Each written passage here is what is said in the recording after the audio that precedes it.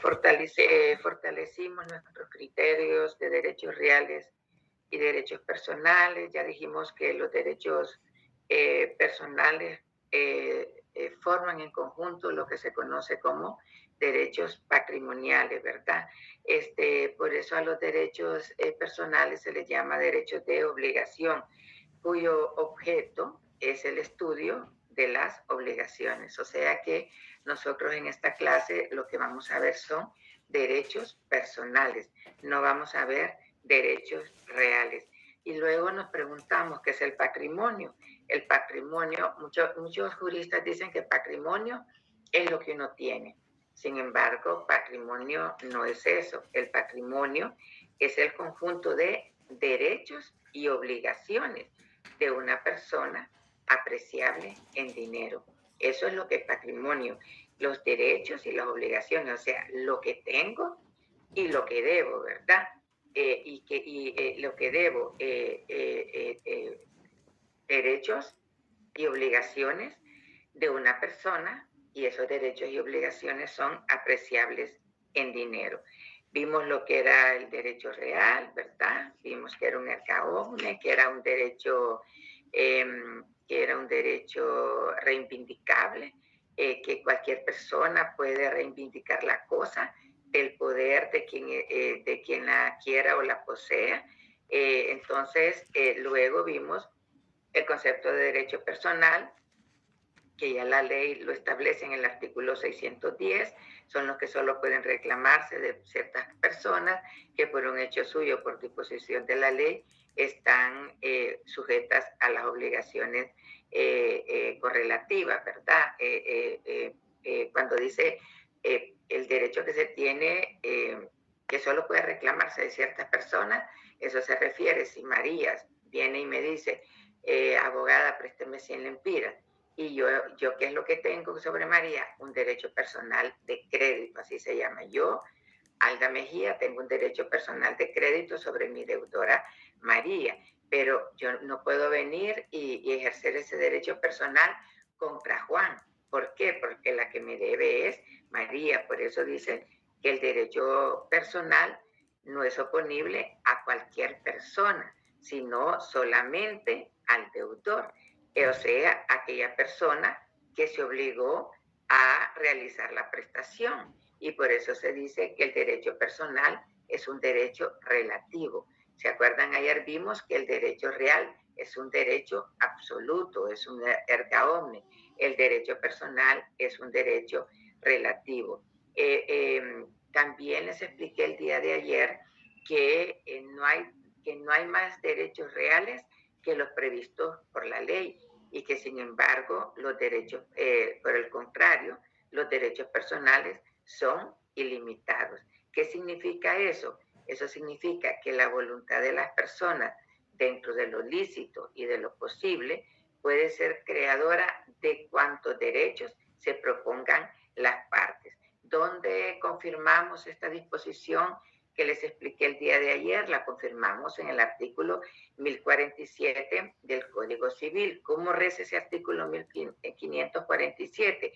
Prescribe que los contratantes pueden establecer los pactos, las cláusulas y condiciones que tengan por conveniente, y que no sean, que lo que la ley exige es que estas no sean contrarias a las leyes, a la moral ni al orden público, ¿verdad? También les dije que esta regla de que los derechos reales son ilimitados también es confirmada por el artículo 714 del Código de Comercio.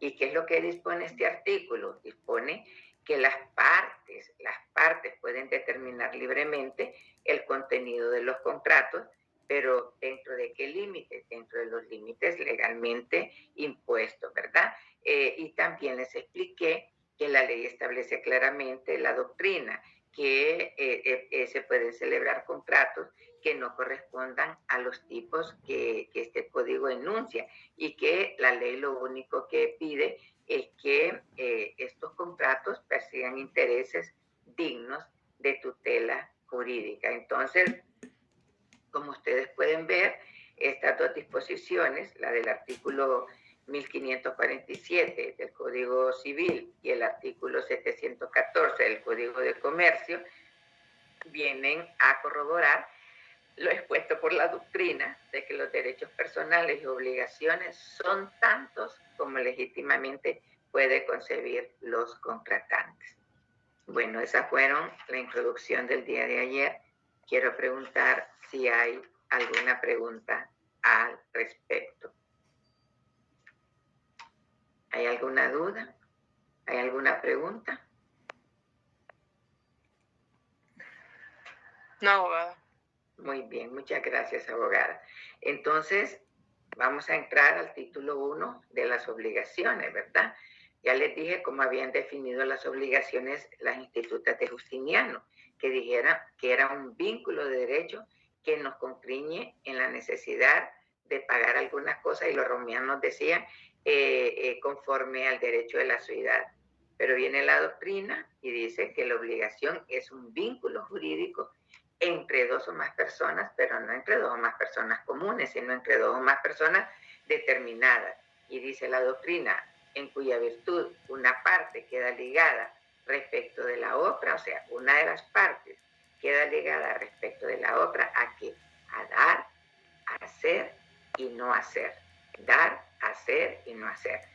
Vimos también que nuestro Código de Civil no define el concepto de obligación, sino que únicamente hace alusión al artículo 610, que es lo que acabamos de ver, donde da los conceptos de derechos personales y el concepto de los derechos reales.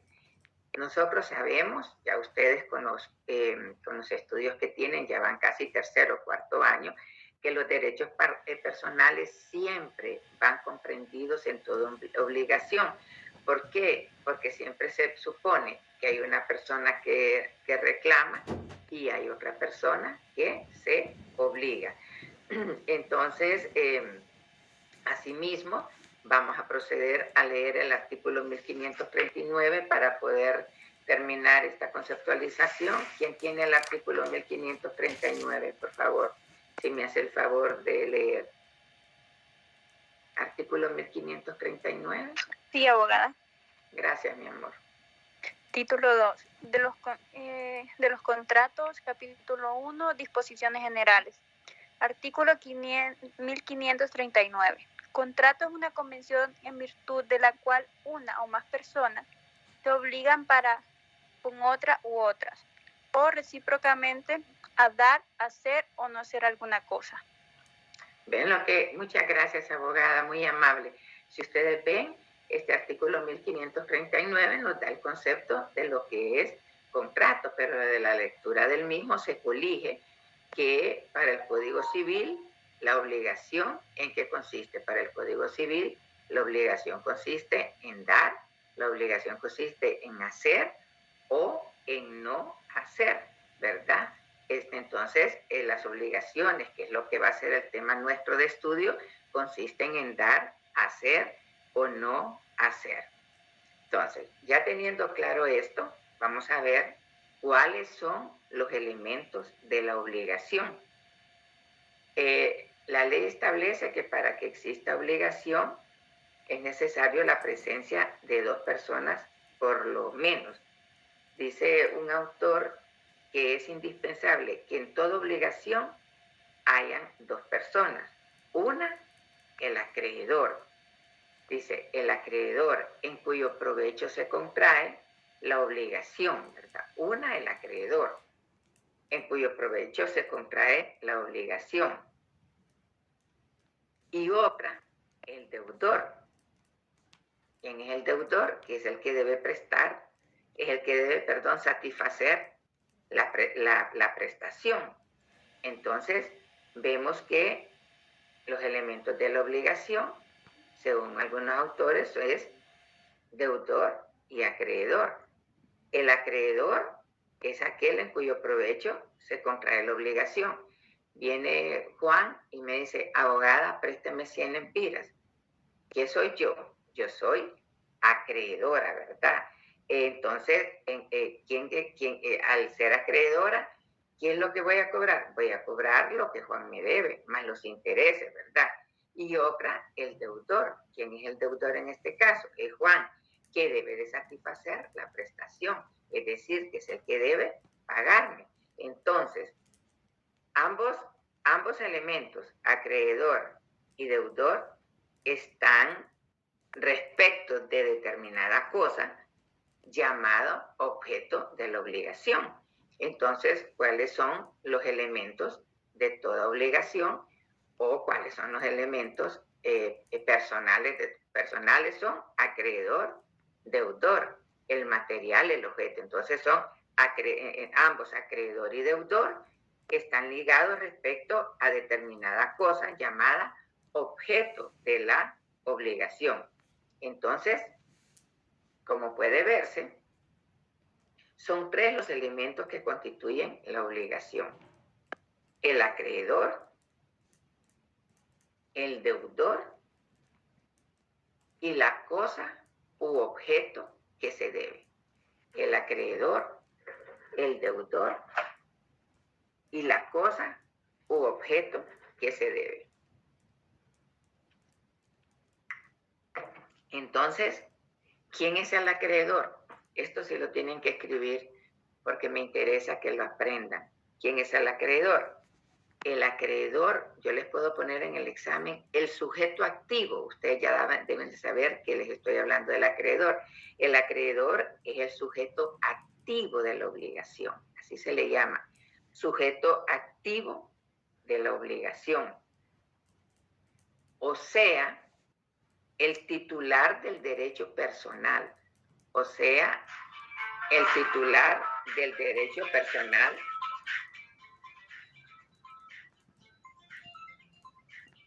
y titular, permítanme un segundo.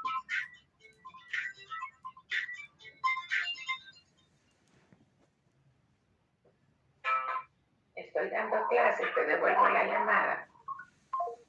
Entonces, el acreedor es el titular, es el sujeto activo de la obligación, o sea, el titular del derecho personal y titular de la acción para reclamar la cosa debida. Titular. Abogada, estoy en clase, ya le devuelvo la llamada, ¿sí? ¿Cómo estás? Entonces, permítanme. Entonces, el acreedor es el sujeto, gracias, disculpen la interrupción, ya lo apagué.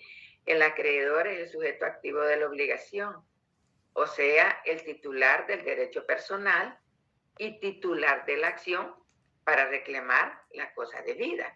Entonces, a mí me deben 100 lempiras. ¿Quién me lo debe? María. ¿Qué soy yo? Acreedora. ¿Qué es María? Es deudora. Pero nosotros vamos a ir aprendiendo el vocabulario jurídico. ¿Qué soy yo? Cualquiera diría, la prestamista. No, no vamos a hablar así. Nosotros tenemos que aprender nuestro vocabulario. Los abogados tenemos un vocabulario jurídico maravilloso. ¿Qué soy yo? Yo soy el sujeto activo de la obligación.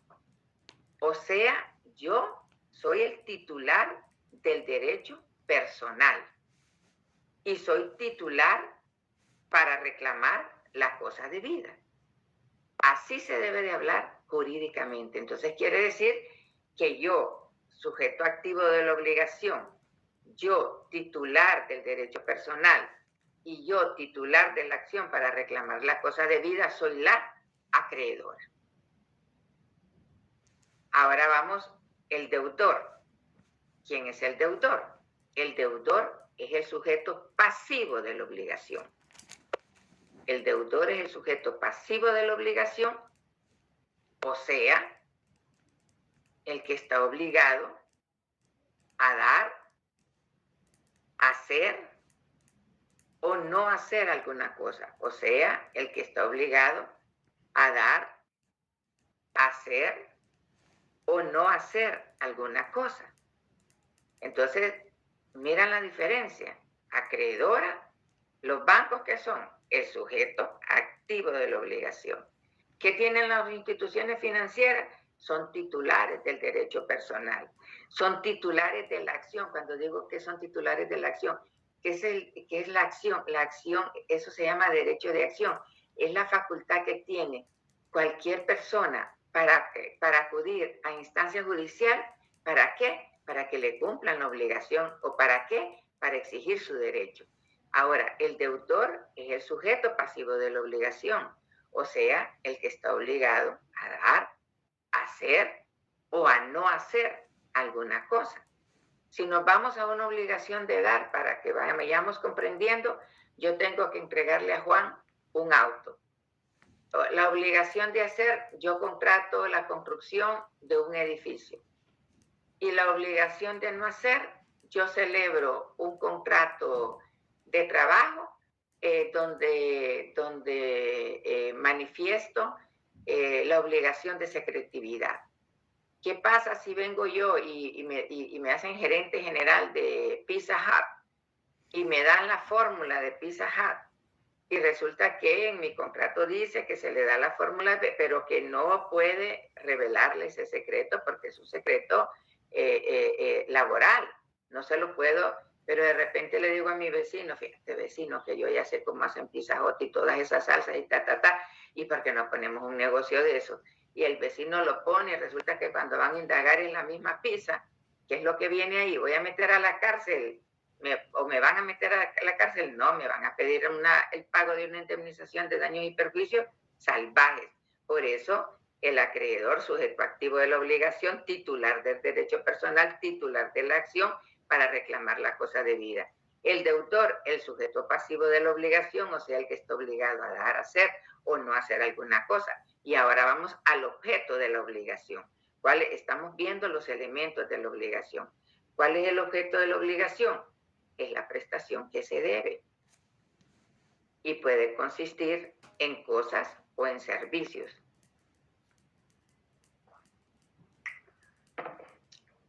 Puede consistir en cosas o en servicios.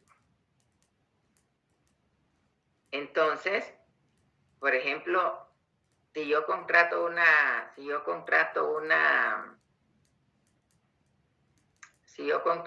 casa, hago un contrato de alquiler, ¿quién es el acreedor ahí? Si yo hago contrato de alquiler, yo soy el arrendador, María es la arrendataria. Entonces, ¿qué soy yo ahí? ¿Acreedor o deudora? La acreedora. La acreedora. ¿Quién es la deudora? Quien alquile el apartamento. En este caso, María. ¿Y cuál es el objeto de la obligación? La casa. No. Pago. La cantidad pasada. El pago. El pago. El objeto de la obligación es el pago. Miren, ven. Ya tienen claro ya eso, ¿verdad? Vamos a ver si hay alguna distinción entre el objeto del contrato y el objeto de la obligación. La doctrina distingue entre el objeto del contrato y el objeto de la obligación. Para algunos autores, el objeto del contrato es la creación de obligaciones y el objeto de la obligación es la prestación de dar, hacer o no hacer algo. Pero, sin embargo, aquí no nos vamos a ir al criterio de la doctrina, sino cómo califica, si nuestro Código Civil hace alguna distinción entre el objeto del contrato y el objeto de la obligación. Nuestro código sigue al Código Español y no hace ninguna distinción entre el objeto del contrato y el objeto de la obligación.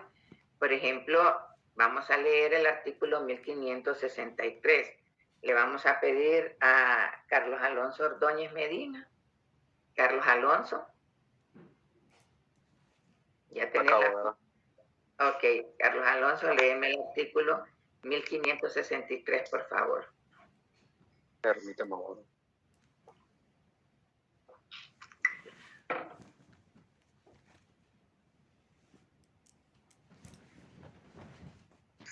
El 1563, vamos. Sí, por favor.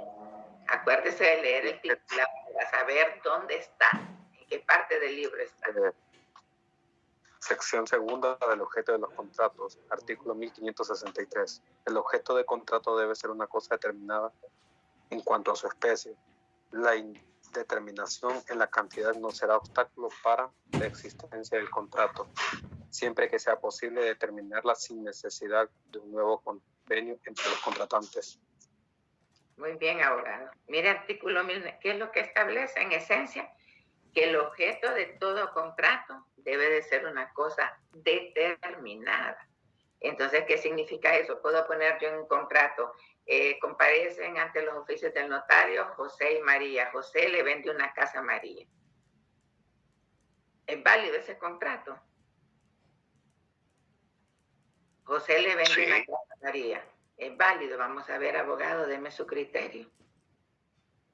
Porque es algo concreto, es una casa. Muy bien, abogado. ¿Alguien más que disienta de ese criterio? Yo disiento. Vamos a ver, abogada, ¿qué disiente usted? Ahí, porque se tiene que ser la cantidad, o sea, tiene que haber una cantidad para que exista formalmente una venta formal en este caso. Gracias, abogada. ¿Hay alguien que disienta de ese criterio de la compañera? Dice, el objeto de todo contrato debe de ser una cosa determinada. Entonces dice, le vendo una casa. Le vendo una casa a tal precio. ¿Es válido ese contrato? Vamos, tienen que pensar jurídicamente. Se debe determinar qué tipo o qué casa es específicamente. Muy bien. Ejemplifíqueme, abogada. Excelente, ejemplifíqueme. Vamos, abogada, amplíe esa mente jurídica. Vamos a empezar a trabajar jurídicamente. Bueno, hágame el ejemplo. María le vendió una casa a José. ¿Qué dijiste? Ubicada en la residencia. ¿A dónde? Morazán. ¿Ubicada a dónde? En la residencial Francisco Morazán, Tegucigalpa. Residencial Francisco Morazán, Tegucigalpa, que colinda al norte con el Ratón Pérez, al sur con Mickey Mouse, al este con Puy, al oeste con Pato McDonald. Eso es una cosa determinada. Te vendo un carro. Eso no es una... Te vendo un carro, marca Ford, 4x4, año tal, motor tal, 4 puertas, color tal. Esa es una especie. Entonces, por eso dice que establece en 1563 que el objeto de todo contrato debe ser una cosa determinada en cuanto a su especie.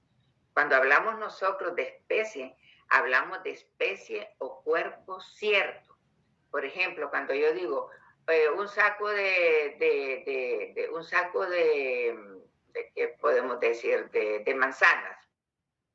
¿Qué es eso? Especie o cuerpo cierto. Es cuerpo cierto. Un saco de manzanas. Un saco de manzanas no es cuerpo cierto. A eso se le llama género. No género de cortar tela. Estamos hablando, por eso les dije, el vocabulario nuestro es maravilloso. Solo los abogados lo entendemos. Cuando yo digo un saco de manzanas, ¿qué es? Es género. Pero cuando yo digo un saco de manzanas sembradas en la punta de pico bonito, cuya especie fue traída de África y que los colores son anaranjados, verdes y morados, cuando yo doy esa circunstancia, esa especie, entonces eso ya no es manzana, ya no es género, sino que es especie o cuerpo cierto. Entonces, pongan atención a eso. El 1563 establece que el objeto de todo contrato debe ser una cosa determinada en cuanto a su especie, objeto, y luego vamos a leer el artículo 1563. ¿Qué dice el artículo 1363? Abogada, usted que lo leyó.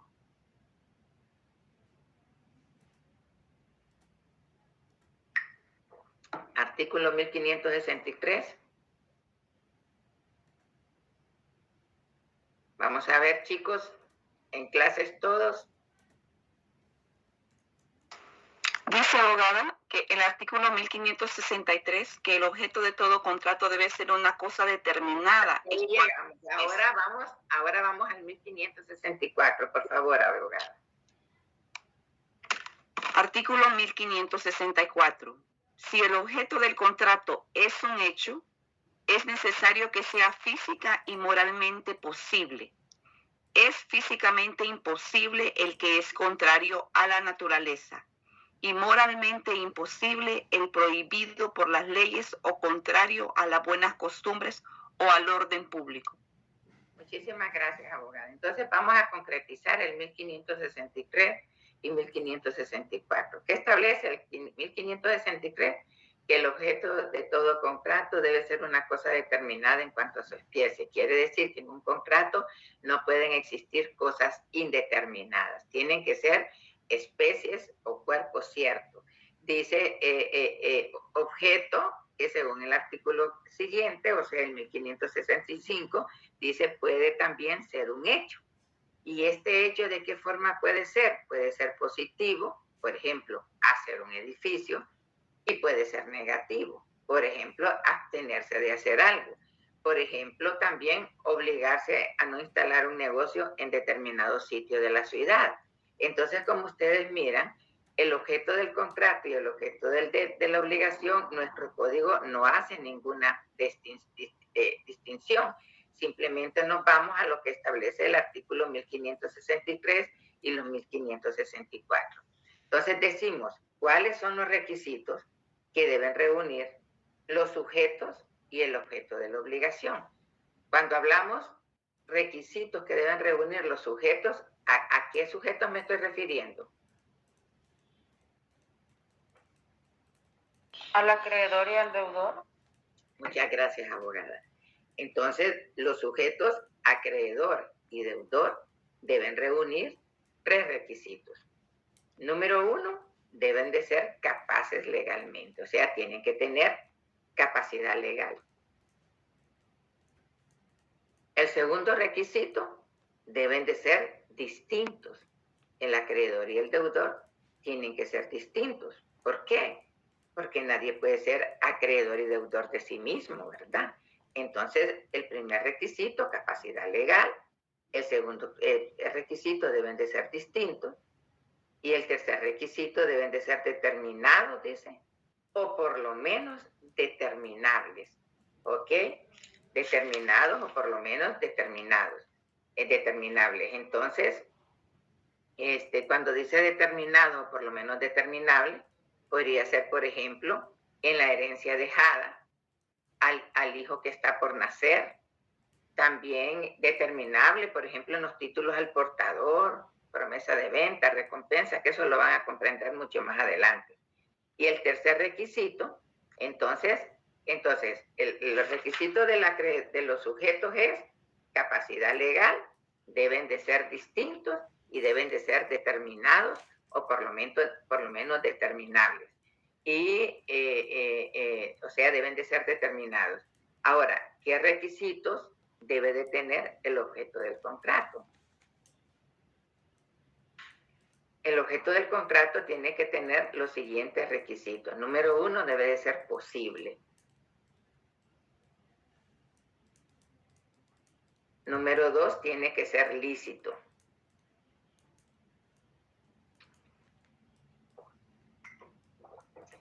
Número 3, debe ser cosa o hecho determinado.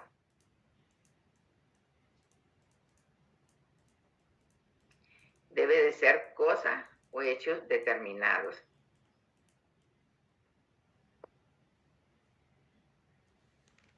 ¿De dónde se desprende esto que les acabo de explicar?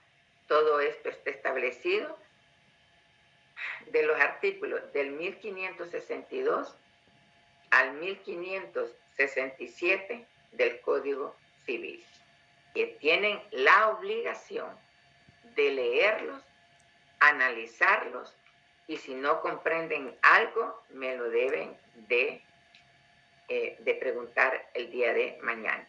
Abogada, pero usted no lo explicó. No lo explico si no me lo preguntan. Por eso queda de tarea del 1562 al 1567 que son los elementos de los que se desprende qué elementos, valga la redundancia, debe reunir el objeto del contrato, ¿verdad? Entonces,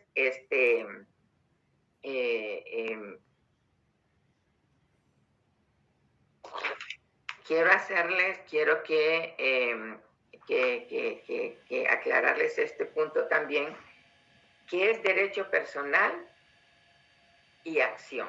Derecho personal y acción. Ya saben ustedes que el derecho personal, ¿verdad? Ya lo mismo, ¿cuál es el derecho personal? El que tiene el acreedor, ¿verdad? Entonces, el derecho personal es la obligación, es la obligación misma, ¿verdad? Podríamos decir que el acreedor tiene la facultad de reclamar. El derecho personal es la obligación misma que el acreedor tiene facultad de reclamar. Ese es el derecho personal. Ahora vamos a ver el derecho de acción.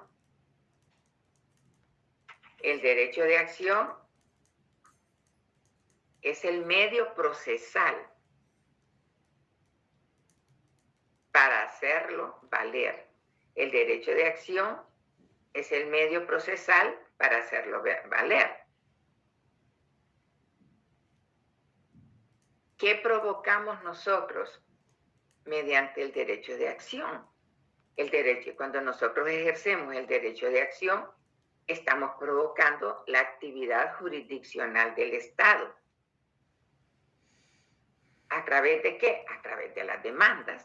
Entonces, el derecho de acción es ese derecho que tenemos de provocar la actividad jurisdiccional del Estado a través de las diferentes demandas que presentamos.